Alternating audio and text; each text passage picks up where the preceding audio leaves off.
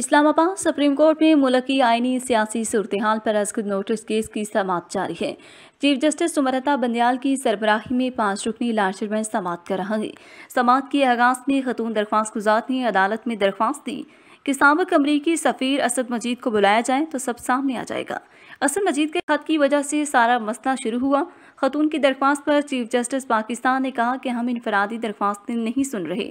دوران سماعت رضا ربانی نے کہا کہ چاہتے ہیں آج دلائل مکمل ہوں اور عدالت مختصر حکم نامہ جاری کر دیں۔ اس پر چیف جسٹس نے کہا کہ حکم جاری کریں گے اگر سارے فریقین دلائل مکمل کر لیں۔ رضا ربانی نے کہا کہ میں عدالت کو تحریری دلائل دے رہا ہوں، 15 منٹ میں دلائل مکمل کر لوں گا۔ رضا ربانی نے کہا کہ ڈپٹی اسپیکر کی رولنگ بدنیتی پر مبنی ہے۔ عدم اعتماد جمع کرانے کے بعد سے 9 بار بدنیتی پر مبنی اقدامات کیے گئے۔ تحریک عدم اعتماد 8 مارچ سے زیر التوا تھی۔ ڈپٹی اسپیکر نے پارلیمنٹ کے سامنے دستاویزات رکھے بغیر رولنگ دے دی۔ قومی اسمبلی رولز 28 کے تحت ڈپٹی اسپیکر کے پاس اختیارات ہوں تب بھی رولنگ نہیں دے سکتا۔ ڈپٹی اسپیکر کی رولنگ غیر قانونی ہے۔ تحریک عدم اعتماد ووٹنگ کے بغیر مسترد نہیں کی جا سکتی۔ انہوں نے کہا کہ عدم اعتماد آنے کے بعد اسپیکر کے پاس ماسوائے ووٹنگ تحریک مسترد کرنے کا اختیار نہیں۔ ڈپٹی اسپیکر کی رولنگ آرٹیکل 69 کا تحفظ نہیں رکھتی۔ ڈپٹی اسپیکر کی آرٹیکل 5 کو بنیاد بنا کر رولنگ خلاف آئین ہے۔ آئین کے مطابق تحریک عدم اعتماد پر دی گئی مدت میں ووٹنگ ہونا لازمی ہے۔ رضا ربانی کا کہنا تھا کہ وزیر اعظم عدم اعتماد کی تحریک کے دوران اسمبلی نہیں توڑ سکتے۔ تحریک عدم اعتماد کو آئین کے تحت مسترد کیا نہیں جا سکتا۔ تحریک عدم اعتماد صرف تب ختم ہو سکتی ہے جب جمع کرانے والے واپس لے لیں۔ رضا ربانی نے استدعا کی کہ عدالت نیشنل سیکیورٹی کونسل میٹنگ کے کامنٹس اور کیبل طلب کرنے کا حکم دے۔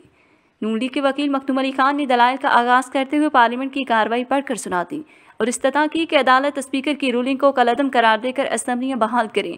دوران سماعت چیف جسٹس پاکستان نے 31 مارچ کے اجلاس کے کامنٹس منگوا لیے۔ جسٹس سمرتا نے کہا کہ اسپیکر کے وکیل نئی بخاری اجلاس کے کامنٹس پیش کریں۔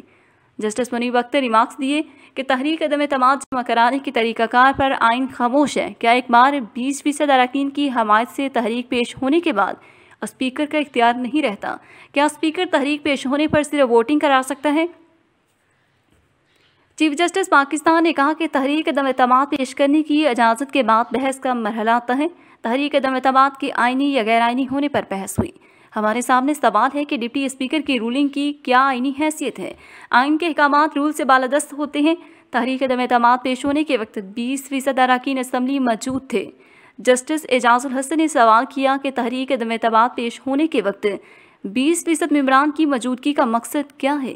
جسٹس جمال مندوکھیل نے کہا کہ اصل سوال ڈپٹی اسپیکر کی رولنگ قانونی یا غیر قانونی ہونے کا ہے۔ کیا جوڈیشل ریویو سے رولنگ واپس ہو سکتی ہے؟ نون لیگ کے وکیل مختوم علی خان نے کہا کہ سپریم کورٹ کا اختیار ہے رولنگ واپس کر دے۔ جسٹس جمال مندوکھیل نے سوال کیا کہ کیا تحریک عدم اعتماد کے غیر قانونی عوامل کو عدالت جانچ سکتی ہے؟ اس پر مختوم علی خان نے کہا کہ عدالت تحریک عدم اعتماد پر غیر قانونی عوامل کو جانچ سکتی ہے۔ جسٹس منیب اختر نے ریمارکس دیے کہ پارلیمنٹ میں چھوٹی سی غیر قانونی حرکت پر عدالت کو مداخلت کا اختیار ہوگا۔ آپ عدالت کے دروازے پارلیمنٹ کی کارروائی کے لیے کھول رہے ہیں۔ کیا آئین یہ کہتا ہے کہ سپریم کورٹ پارلیمنٹ کی ہر غیر قانونی حرکت پر فیصلہ دے سکتی ہے؟ سپریم کورٹ پارلیمانی کارروائی یا رولنگ غیر قانونی قرار دینا شروع کر دیں تو مقدموں کے انبار لگ جائیں گے۔ مخدوم علی خان نے کہا کہ عدالت پریمیئر انٹیلیجنس ایجنسی چیف کو ان کیمرہ سماعت میں بلا کر بریفنگ لے سکتی ہے۔ چیف جسٹس نے کہا کہ ہماری پریکٹس نہیں کہ ریاستی پالیسی یا فارن پالیسی کے معاملات میں مداخلت کرے۔ عدالت کی پالیسی معاملات کو دیکھنے کی پریکٹس نہیں۔ ہمارے لیے آسان ہوگا کہ اگر معاملے کو قانونی آئین کے تناظر میں پرکھا جائے۔ گزشتہ روز ہونے والی سماعت میں چیف جسٹس سمرتا بندیال نے ریمارکس دیے کہ بحث کرائے بغیر ووٹنگ پر کیسے چلے گے؟ عدالت ہوا میں فیصلہ نہیں کرے گی۔ چیف جسٹس کا کہنا تھا کہ عدالتی سوالات کے جوابات دینا ہوں گی۔ ہم بھی جلد فیصلہ کرنا چاہتے ہیں۔ جسٹس اعجاز الحسن نے کہا کہ بحث کرانے کی اجازت نہ دینا طریقہ کار کی خامی ہے، جبکہ جسٹس منیب اختر نے ریمارکس دیے کہ بعد النظر میں ڈپٹی اسپیکر نے اسپیکر کا وہ اختیار استعمال کیا جو ڈپٹی اسپیکر کا اختیار نہیں تھا۔